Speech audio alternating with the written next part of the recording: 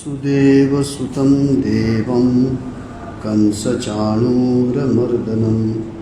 देवकी परमानन्दं कृष्णं वन्दे जगद्गुरुं. So we are discussing some concepts which are given in Bhagavad Gita,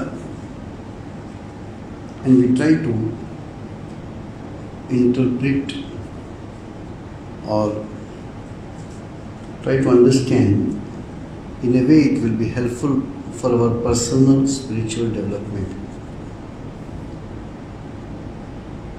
Scholarship is one thing. Scholarship is good. Scholarship is required. And of course, to understand scripture, your scholarship up to a certain extent has to be there. Your understanding of the language, understanding of the concept, and also your devotion to or your faith for that teaching. We have a word for a student. The word is called chhatra. You will find this used more in Hindi, but it is a Sanskrit word. This word chhatra comes from the word chhatra. Chhatra means umbrella, or chhatra means a covering or a shelter. Chhatra, why student is called chhatra? A student is that cover who conceals or hides or covers the faults of the teacher. Because teacher is a human being. If you want to criticize your teacher,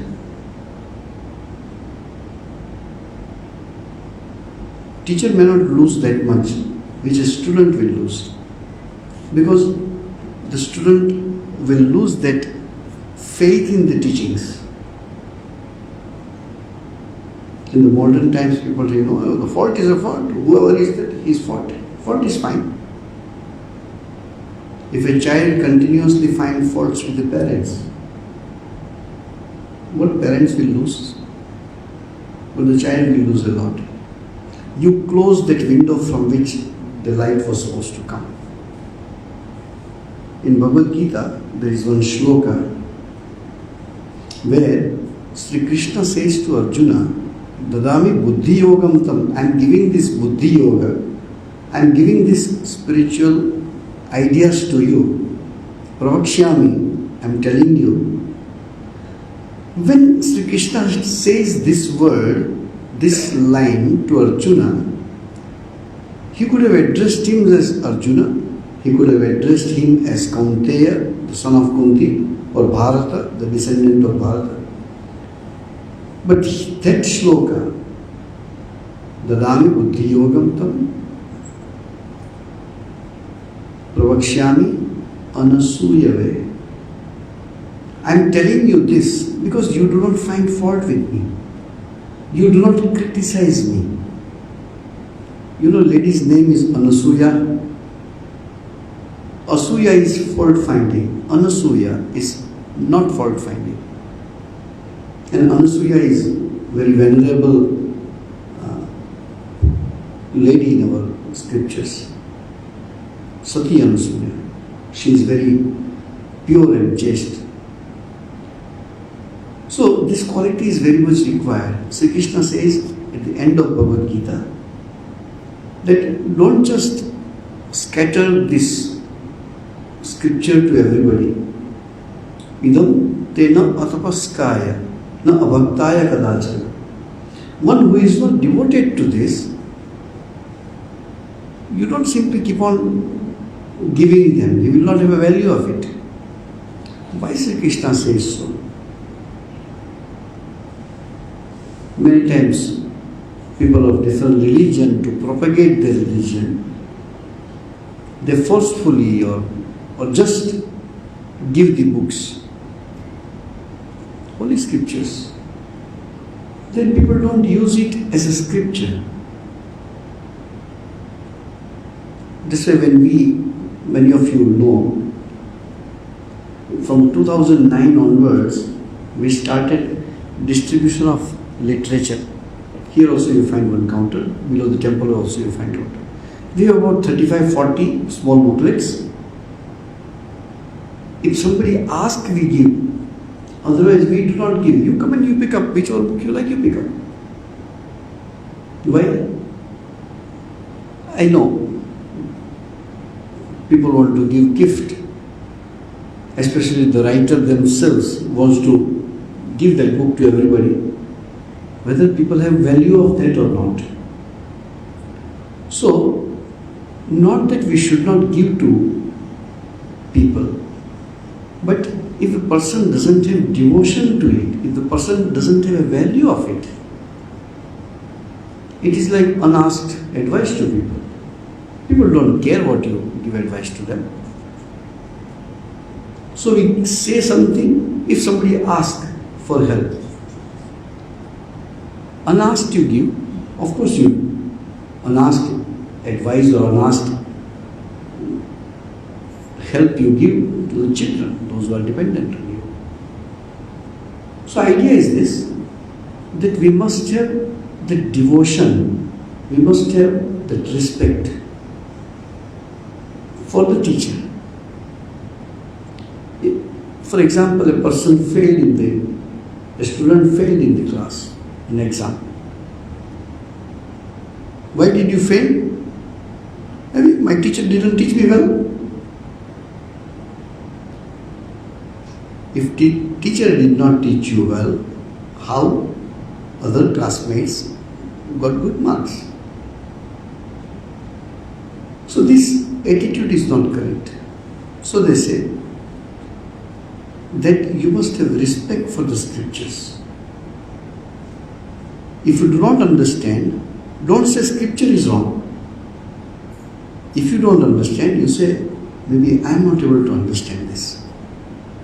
But just because you don't understand, you disrespectfully criticize the scriptures, whichever scriptures, scripture of your religion or scripture of religion of others.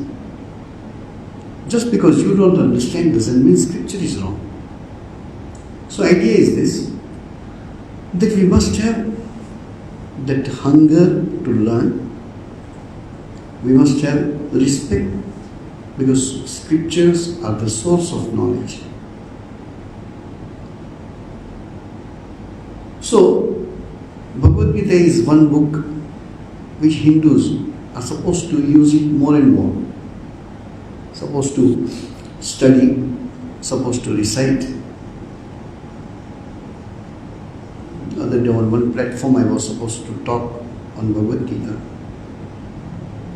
So with respect I told, whichever way you study Bhagavad Gita is good.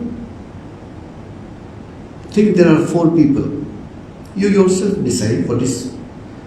Everything is good, nothing is wrong. Which is better, which is higher? There is one person who, being born in a family which is Hindu, so he or she, that first person, worships Bhagavad Gita, keeps a beautiful Bhagavad Gita on the altar, every day puts a flower. It's a very good act of worshipping Bhagavad Gita. Nothing wrong. Nothing wrong. There is a second person who doesn't put flowers maybe, but touches the book on his or her head and repeats the shloka, reads the shloka, parayana, recitation of the shloka. Very good. Of course, better than the first one, because the first one just wants to worship book with flowers, never opens the book and reads. So the second person is better. What about the third person who wants to understand the shloka, not only repeating the shloka, not only parayana of the shloka? So he or she tries to read the meaning, we will get more interest to read the commentaries and lectures and all that. Who is better? Of course, the third one. Then there is the fourth one, who says, what's the point of my reading the whole Bhagavad Gita? Let me read little and let me put into practice. By reading the full Bhagavad Gita with commentary of Acharyas, with the lectures of many scholars, word to word meaning he knows, grammatical breaking of the shloka he knows. But if you don't put in your practice, or you do not feel like practicing, then practically everything is futile. So all the four people are correct. All the four people are good, in line, in their own place. But if you have to accept these four, definitely the second is better than the first one, third one is better than the second, and fourth one is better than everybody. In the similar line, Sri Krishna is comparing the devotees. So when we say we all are devotees of God, Sri Krishna is classifying, not we. Chaturvidha, four types of bhajante mam, are devoted to me. Four types of who? Jana sukritino Arjuna. Jana sukritina. Those who have done good karmas in their past life and the present life. This type of people, those who worship me, are four types. Sri Krishna says, Artho, Jigyasu, Artharthi, Jnani. These four are the devotees. All the four are who? Sukritina. Remember that. None of them are told as good for nothing. No. All are devotees of God. Artha, who is in trouble? Example is given of Draupadi. Draupadi didn't remember God only when she was in trouble. But that example is given. When she was in trouble, she started calling Govinda Damodara Madhaveti.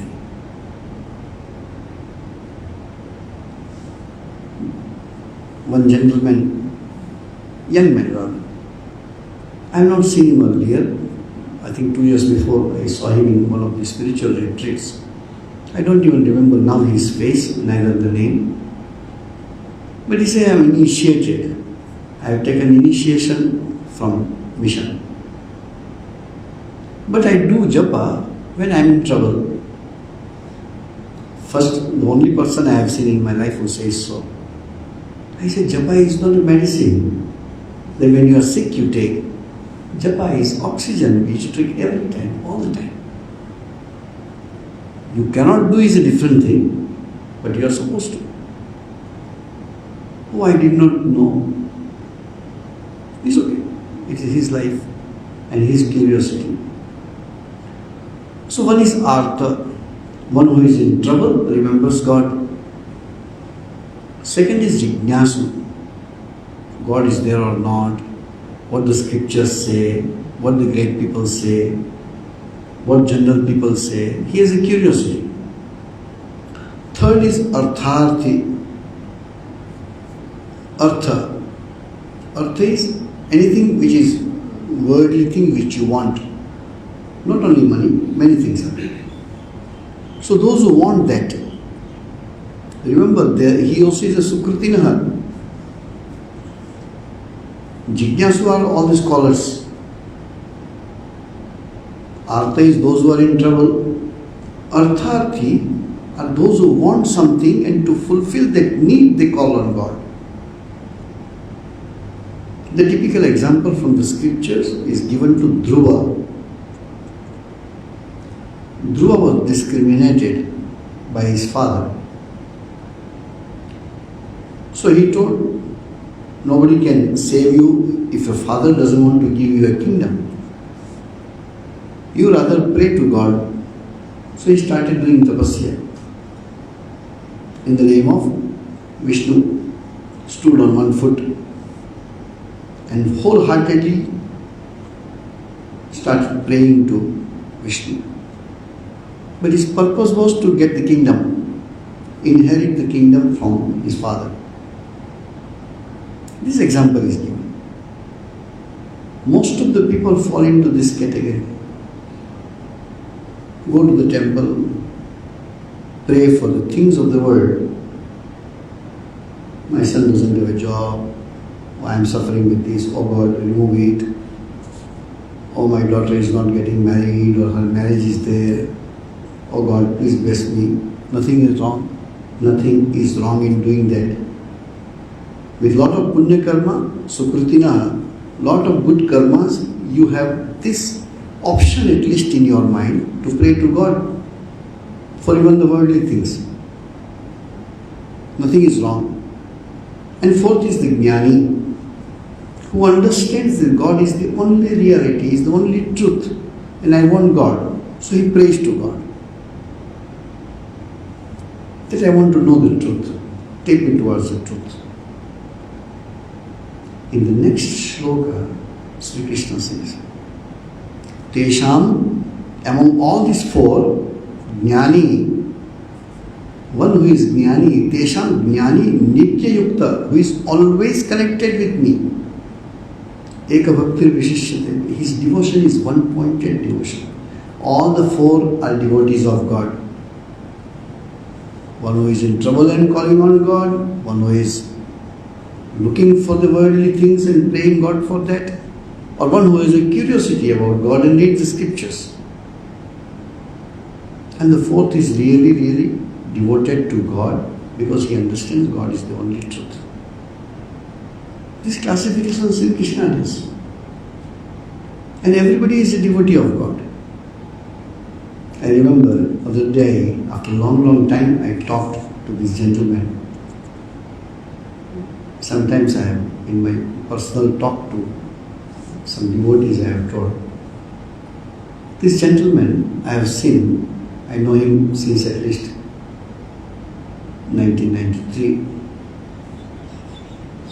How a person can become so simpleton, how a person can become so guileless.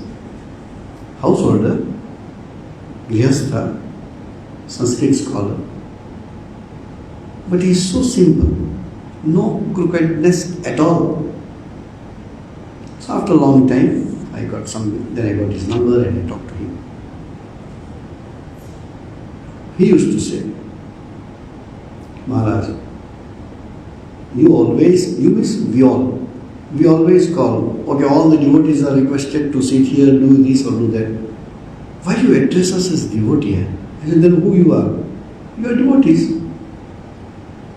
Then he smiled and told, when I read the Bhagavad Gita, chapter 12, chapter 9, chapter 16, chapter 2, where the qualities of a devotee is given, it's very difficult to find one or two qualities in us. So devotees is in general word, because you are devoted to God, but you could be of any of these four. So Krishna has given some qualities of God. Why we call Hinduism as a way of life? Why we call Hinduism as Sanatana Dharma, etc.? Bhagavad Gita is a prime scripture, correct? In the whole Bhagavad Gita, 700 shloka, there is not a single mention of the word Hindu. There is not a single word mention of a temple. It is not there. Because it is not important. Look at the qualities of a devotee. Look at the qualities of a Sthita Prajna. Look at the qualities of a Trigunadita.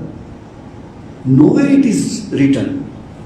One who goes to temple every day, one who goes and pours water on Shivalinga every day. No ritual is mentioned there. All are internal qualities. One who is compassionate to others, one who is loving to others, who doesn't find fault. One who is devoted to God. one who is very pure. These kind of qualities are mentioned. So, the scripture reading is good, speaking and hearing is good, but it doesn't mean much until we practice in our personal life. Same thing goes for us also. Even if I become a great scholar and I interpret Bhagavad Gita in the best way possible, I become a good orator, people may clap for me, people may respect me because of my scholarship, everything is good, nothing is wrong, nothing is bad. But it is futile if it doesn't come in my life. If that quality is not manifested in me. Scripture is not a science book which you mug up and vomit in the answer paper. No. This is to read and assimilate. This assimilation, here the spiritual life comes into picture. It doesn't matter. For example, we all have come to one gym to exercise. Why we came to gym? We come to gym to improve our physical health. But after coming to gym, I said, others are not very regular. Why I should be regular? You are a fool if you talk like this. So in the spiritual life, Swamiji says, this world is like a gym. And you have come to this gymnasium of this world to improve yourself. It doesn't matter whether others are improving themselves or not. When we say you have to be a good person, nobody, he always takes advantage of my goodness. Why I should become good? Why you should not become good? You came here to be that. So spiritual life is this. Spiritual life is always subjective. It is not objective. Nothing objective about it. It is all subjective. It is all about improving ourselves. So we are taking some concepts from Bhagavad Gita. It is about me, it is about we, it is about I. It's about this life. It's about what we are doing, what we should be doing.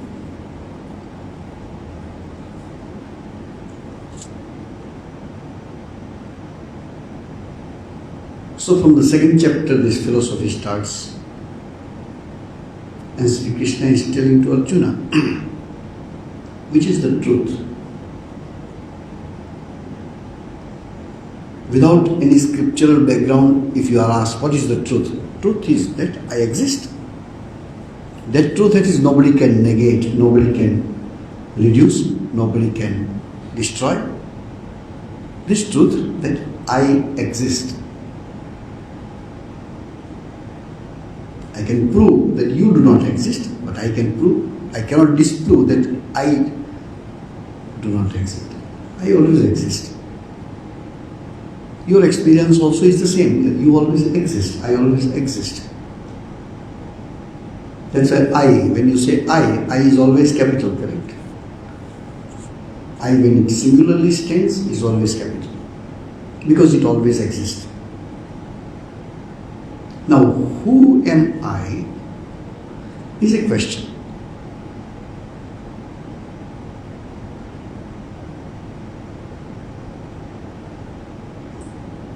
The Rishi Brahma says to Indra and Virochana, same teaching, you are Brahman. Tattvamasi, you are Brahman. You are Atman. So Virochana was like us, who has so much body consciousness only. So he went to a reservoir or a river and looked his own reflection and said, oh, Brahma says that I am Brahman. So look at myself. Young, handsome, strong. So this is Brahman. So he started, gave all the importance to the body. That's what in general people do. Whole day It's only body, nothing else. To eat food and survive is not what I am talking about. But considering oneself nothing else than the body is very low state of mind for spiritual purpose. So Virochana says to this body is Brahman. So he became Virochana. He always became body conscious. There is a beautiful word. You have heard this Sanskrit word called Asura. Asura means demons or Rakshasas and all that. What is the word meaning of Asura? Sura is gods. Asura is not, who is not God. Shankaracharya beautifully says, who is Asura? Why the word Asura comes? Asu is the senses. In our body we have senses. 5 senses of knowledge, 5 senses of action. Asusu ramate iti asura. One whose life, one who is happy only in the senses, sensual pleasures, is asura. All of us are asuras only. Until you become sura, until you are not, your life is not centered in asu. Your life is based outside of your body. So Indra also came to know about the same, that you are Brahman. Indra also looked in the same water and got his own reflection. Virochana says, look at the reflection. Brahma told, I am Brahman, so this is my reflection, correct? So this body is Brahman. Look after the body. Indra, though Indra's reputation is not that good in our scriptures compared to others, Indra is the highest state which you can get by doing punya karma, good karmas. You get so many good karmas that you have so many points accumulated. To go and stay in a resort, you require 100 points and you have millions of points. You can very well stay permanently in the resort, correct? You have so many points accumulated. Example, Indra is that state who has so many good karmas that permanently a seat is given in the heaven. No good, no better than a human being. Yes, he is a good human being doing so much good karmas. But karma has a result. Let it be infinite, but it will get exhausted one day. That's why the shloka comes in Bhagavad Gita. Kshine punye martyalokam vishanti. You do good karmas or you do bad karmas. There is no third type of karma, is there? Either what you do karma, you do action, either it is good or it is not good. But we have to go beyond this. If somebody says you will be tied against this pillar, now you select whether you want to be tied by an iron chain or a golden chain. What does it make difference? Golden chain may look good, but still it binds you. Good karmas, sakama karma, karma with desire, is like a golden chain. So, you renounce the bad karma, you try to pursue to do only good karma, but when you get matured, you do not want to do even good karma. You want to be free from karma. We have a beautiful, one of the very beautiful shloka in our Upanishad.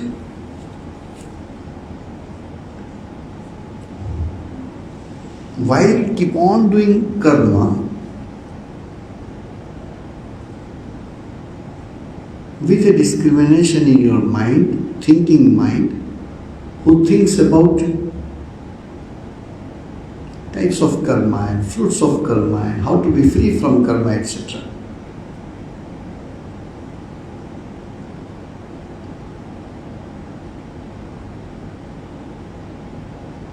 So the shloka says,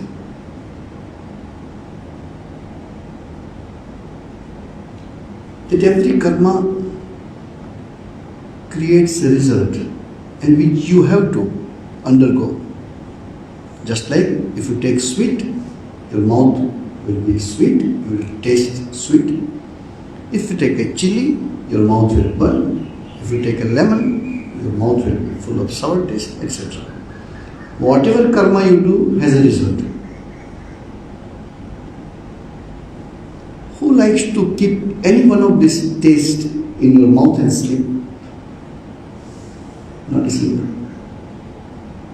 Do you want to sleep keeping a lump of sugar in your mouth and sleep? The last thing what you take is a tasteless water and sleep. It is something like that. Every karma has a result, but the ideal is to be free from karma. I remember an incident of one Swami, he told me. A very senior Swami was teaching to the novice brahmacharis in our order. So out of good thing, out of good feeling, out of good intention, the teacher, Acharya, Swami said, you must do good karmas.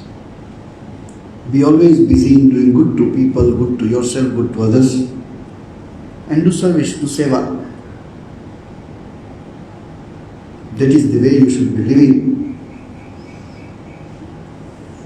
One young man among them told, that's a very good thing. If we have to do a good karma.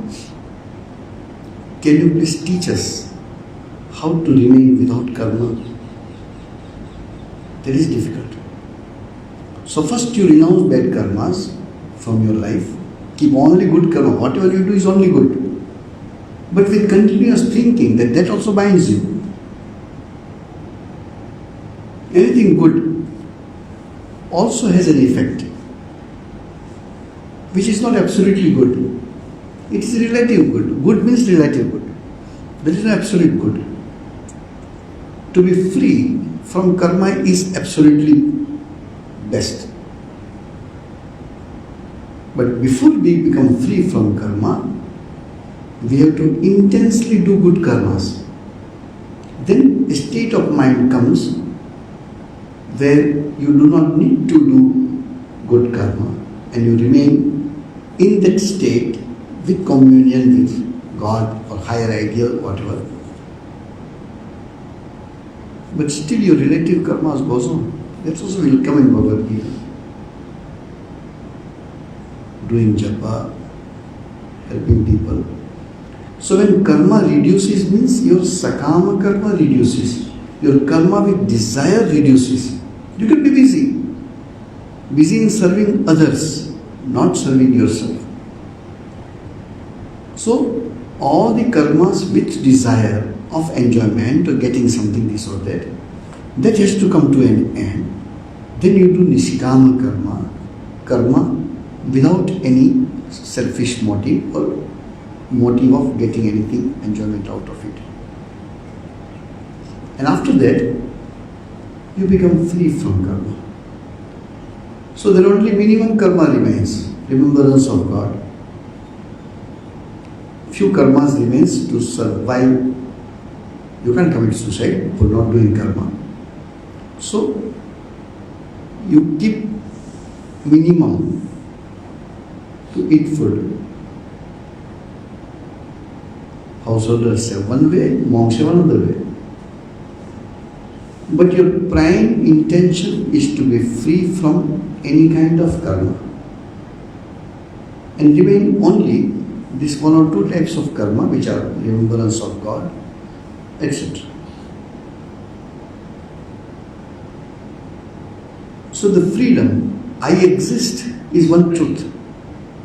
We all want to be free. That is another truth. None of us wants to be bound. We accept the bondage out of ignorance because we feel that bondage will give us pleasure.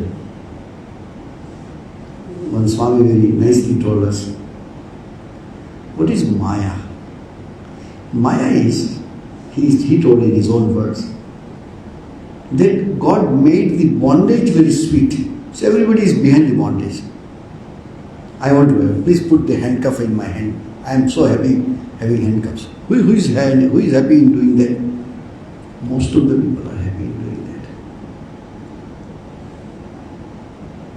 In bondage, he gave little pleasure, and we all are behind that pleasure, even if it is a bondage. Don't limit it by one typical example. No, everything is same. So to understand that and to be free from that, to be completely free, is another truth. That we want to be free. Freedom. All your karma yoga, jnana yoga, bhakti yoga, raja yoga, hatha yoga, kundalini yoga, hot yoga, whatever you want to say, all yoga is eventually the same. And the purpose of yoga is to be free. Our scripture says, what is the purpose? Atyantika dukkha nivritti. This you should write. Atyantika dukkha nivritti. Paramananda praptischa. The eventual goal of our life is this. Atyantika dukkha nivritti. Complete cessation or complete end of the misery. Dukkha. Atyantika. Complete removal. This mask is here. Now mask is not there. What is not there? Mask is not there. Mask physically is not there, but mask concept exists, that it is not there. When you say Atyantika dukkha nivritti, not even the concept of misery will be present. Complete removal of that. And Paramananda praptischa. And the highest Ananda, Sukha, unadulterated and continuous, spontaneous, continuous, unadulterated. That bliss is possible only if the bliss is self-generated in me, not the bliss which comes through an object. Think of any kind of happiness which you experience without help of anything else, any object. We eat food, we are happy. We put aircon, skin, this indriya, touch, that becomes happy because it is comfortable. Outside it is very hot, you don't like it. So as soon as you have a liking for something, opposite dislike for something automatically exists. How to be free from that? And what is the genesis? What is the root of all that? Every experience which you have is generated, your experience is generated when your senses come in contact with the object of senses. You see a flower, eyes are the one sense of knowledge, and object is the flower. So when your eyes fall, your glance falls on the flower. So the experience of flower, along with the experience of the fragrance of the flower, experience of the touch of the flower, all these three senses goes on the flower, collects the information, how it feels by touching, how it feels by taking smell, and how it feels by seeing it. All the three types of knowledge about the flower is processed in the brain, and then your total experience of flowers comes into picture. What about a blind man experiencing flower? You have to give in his hand, correct? And he has to smell, or he smells. There is a beautiful smell coming. Yes, there is a flower. What is flower? A blind man asked. You cannot explain to him. You would only give a flower, so he touches the flower. Oh, okay. Something like that. Think of a person with COVID-19 and no smell, no taste and no smell. This rose is very sweet smell. Maybe when you are telling it must be very good, but I don't get any smell. A person who has lost sense of touch. Look, this flower is so soft. Maybe when you say it must be soft, but I don't experience it. All our experience about this world is generated when our senses come in contact with the object of the senses. If you do not contact happiness or misery, cut off. No contact with that object which used to give misery or which used to give pleasure to you. This is the starting of renunciation. Whether it is your own experience or it is experience of others. You don't need to have everything of your experience to renounce. Somebody's experience is enough for you to renounce. So the senses come in contact with the object and creates pleasure or pain. A rose gives pleasure. Just below the rose there is a thorn. It pricks, it gives pain. Same plant, just little difference. So what you do? You remove the thorns. Only take the flower. Because you love the flower, you hate the thorn. So this love and hate remains in every level. So the objects continuously come in your contact, create happiness or misery. The objects, the person, the places, the news, whatever you want to say.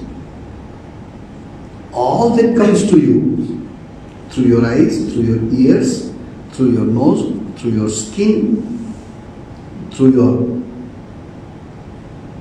any of the senses. That sense comes in touch, comes in contact with the object. As soon as it comes in contact, it creates pleasure or pain. In general, what we do? All that gives pleasure you keep, all that gives misery you try to give up. This whole exercise in life we do. Sometimes we see, oh, this object gives me pleasure also, pain also. Pain is more or pleasure is more? No, pleasure seems to be more, so let me have it. Then gives a prick. Oh, it's so painful. Then people come and cry. Oh, it is so painful. If it is painful, you renounce. No, if I renounce, then the pleasure part also goes away. This is Maya. Asanga shastrena dridena chitva. Cut asunder your relationship with that object which gives you pain. Only our problem is, it gives pain, but sometimes it gives pleasure also. And you wait for pleasure to come and keep on suffering through that object. Waiting for a little pleasure, getting more and more pain, but not able to renounce. It's a state of mind. So idea is this, that these objects come in contact with our senses, create pain or pleasure. A beautiful sloka is there in Bhagavad Gita. Matra sparshastu kaunteya shitoshna sukha dukkhada agama paina. It is beginning and end. It is not eternal. It is beginning and end. So bear with it. Renounce it. If you cannot renounce, bear with it. But not able to renounce and keep on worrying about that, at least instead of worrying, you could do something better. But we cannot do that. And in this whirlpool of expecting pleasure but getting pain, sometimes we cannot understand whether the object is giving pleasure or pain. We ourselves experience, but we cannot discriminate whether it is pain or pleasure. It looks pleasure, but it is pain. It looks profit, but it is loss. Swami Vivekananda says, it is the misery comes to you with the crown of happiness. You see the crown, great happiness. But it is misery. It gives happiness. It gives happiness. Same object which gives happiness in little more quantity gives you pain. So it is not only the object which gives you pleasure or pain, but it is how much is the object. I gave you an example the other day. You like sweet, I give you sweet. Oh, thank you, thank you, thank you. You take one. Oh, you like it? Yeah. Take second. You take the third one. No, it's okay. But still, it gives pleasure. So you take the third one. Then I force you the fourth one. You say, no, I do not want. No, you must take because it gives you happiness and I want you to be happy. Fourth sweet, fifth sweet, sixth sweet. When it becomes 7, 8 and 9, the same sweet starts giving you pain, anger, agony, dislike, hatred. How it is possible the first one gives happiness and the 10th one doesn't give happiness? If the happiness would have been in the object, it should give happiness 10 times because you took 10 pieces of sweet. But it doesn't happen. All the objects in the world is the same. Up to certain extent is okay. Little more or little less gives pain. But most of the people, the subject matter itself is not there in the list. Only pleasure and pain, and doesn't want to think why it is so. So scripture wakes us up. Scripture will not remove your pain. Scripture will tell, experience the pleasure and pain and discriminate. If it is painful, I don't take. If it is painful, I don't accept. If it is painful, I renounce. Then if you try, then they come, oh no, I'm not able to renounce. That means I have to have something more in my experience to renounce. The spiritual life starts with a failure. I remember I went to one place, one gentleman came and practically very sincere, so he started crying. A very successful man in his 50s. He started crying, Swami, every time I fail. I said, of course, failure is not good. But failure is better than those who do not even try. Failure says that you have put your effort. You may fail 10 times, you may fail 1,000 times, but a day will come and you will succeed because you are trying. If you fail and you can experience the failure in spiritual life, be happy that you have started struggle. Failure is the first step. As a child, we don't remember how many times we fell. Then only after 6, 8, 9 months, we started standing on our 2 feet, correct? All of us have experienced, those who have started learning bicycle, ride bicycle, fall, all the knees are bleeding. Everybody's experienced. But we don't stop. Failure means your effort is there. Those who do not put effort do not even fail. We don't say failure is good because whole life you should fail. No. But failure is something which shows that you have put effort. So in that case, it is better to put an effort than not to put an effort. Anyway, we shall take next time. I do not think, lecture is over. I do not think that there will be restriction on people. So you come on Sunday, if you get the news from newspaper or radio, TV, that you are not allowed to, then only, otherwise we'll continue. Om Shanti Shanti Shanti Hari Om Tat Sat Sri Ramakrishna Mission